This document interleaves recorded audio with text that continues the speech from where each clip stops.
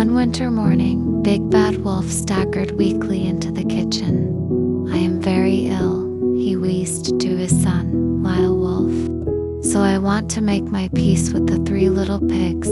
"Wonderful," beamed Lyle Wolf. "Ask them to come here and give me their forgiveness," quavered Big Bad Wolf. Lil Wolf hurried to the brick house where Fiddler, Fifer, and Practical Pig lived. When they heard Big Bad Wolf had turned over a new leaf, Fiddler and Fifer were eager to come. Practical Pig wasn't so sure. Big Bad Wolf stood weakly on the doorstep, and there, in front of the step, was a splendid doormat, reading "Welcome." Fiddler and Fifer Pig trotted up the path. "But where is your brother?" murmured the wolf. "Here," cried Practical Pig. He had crept around the back of the wolf's house and through the window. Now he suddenly slammed the door shut. It hit the Big Bad Wolf in the back and sent him lurching forward onto the welcome mat. Whoosh! The mat and the Big Bad Wolf disappeared from sight into a deep hole. Practical Pig opened the door again. "The Big Bad Wolf dug that hole for us to fall in," he cried. "How mean," gurgled Fiddler and Fifer Pig. "I'm ashamed of you," Paw frowned Lyle Wolf. "Playing such a wicked trick. Get me out," yelled Big Bad Wolf. But his son left him in the hole all night to cool off, and it served him right, didn't it? The next morning, Big Bad Wolf was still stuck in the hole, feeling embarrassed and thoroughly humiliated. He had spent the night in the chilly earth, thinking over all the bad things he had done in his life. "I guess I deserved this," he muttered to himself. "But I never thought my own son would leave me down here." As the sun began to rise, Lyle Wolf finally appeared at the edge of the hole, looking down at his father. "Feeling better, P.A.?" he asked, with a slight grin on his face. "Of course not," the Big Bad Wolf growled from deep in the hole. "But it's not the worst thing that's happened to me. I suppose I've earned this lesson. But if I'm going to change, I really need to make things right with the pigs, don't I?" Lyle Wolf scratched his chin, deep in thought. "Maybe so, Pa, but they were pretty upset with you. I think you've got a long way to go before they'll forgive you. But that doesn't mean you can't try." Big Bad Wolf sighed. "I know, son."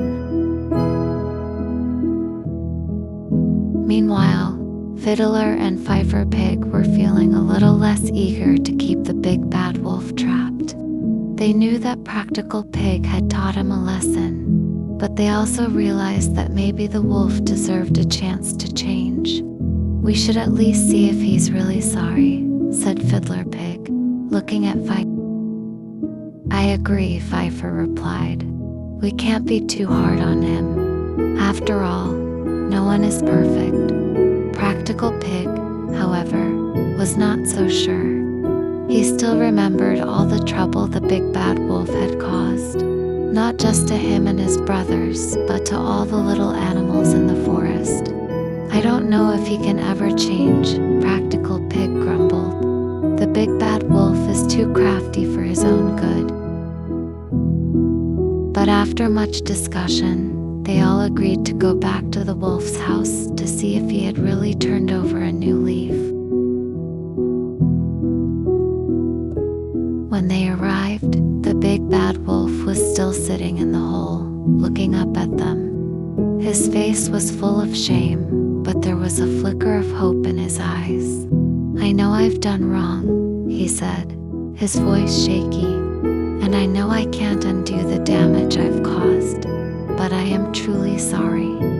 I want to make things right, not just with you, but with everyone I've hurt." Practical Pig, still a little skeptical, crossed his arms. "How do we know you're not just trying to trick us again?" Big Bad Wolf looked down, his ears drooping. I don't expect you to trust me right away. I've hurt you all too many times, but I promise I'll do everything I can to prove I've changed." Fiddler and Fifer Pig exchanged a look, then nodded. "All right," said Fiddler. "We'll give you a chance to prove it, but you've got a lot of work to do, Big Bad Wolf." Lyle Wolf smiled proudly at his father. "See, PA, I told you there was still hope." Big Bad Wolf nodded gratefully, finally feeling like maybe, just maybe, he could be a better wolf. With his son's encouragement, he promised to work hard every day to show the pigs and everyone else that he could be trusted. Over the next few weeks, Big Bad Wolf made a real effort to change. He helped the pigs gather firewood, repaired their houses when they needed fixing, and even started planting vegetables in the garden. He was clumsy at first, and it took him a while to get the hang of things, but the pigs began to see that he was sincere in his efforts. Slowly, they started to trust him again. One day, Fiddler Pig smiled and clapped Big Bad Wolf on the back. "You know, Wolf, you're not so bad after all. Just don't go around blowing houses down, all right?" Fifer Pig teased, but there was a genuine warmth in his voice. The Big Bad Wolf chuckled, his tail wagging. "I don't think I'll ever be blowing houses down again. I'm too busy trying to make up for the past." And so, from that day on, the Big Bad Wolf worked hard to prove he had truly turned over a new leaf. He wasn't perfect, but with the help of his son and the pigs, he learned the value of kindness, hard work, and making amends. As for Lyle Wolf, he couldn't have been prouder of his father. He knew it would take time, but he was sure that the Big Bad Wolf was on the right path and that one day he'd be known for more than just his old bad habits. He'd be known for his change of heart, his kindness, and his willingness to make things right. It wasn't easy, but Big Bad Wolf had learned that true strength didn't come from blowing down houses, came from lifting up others.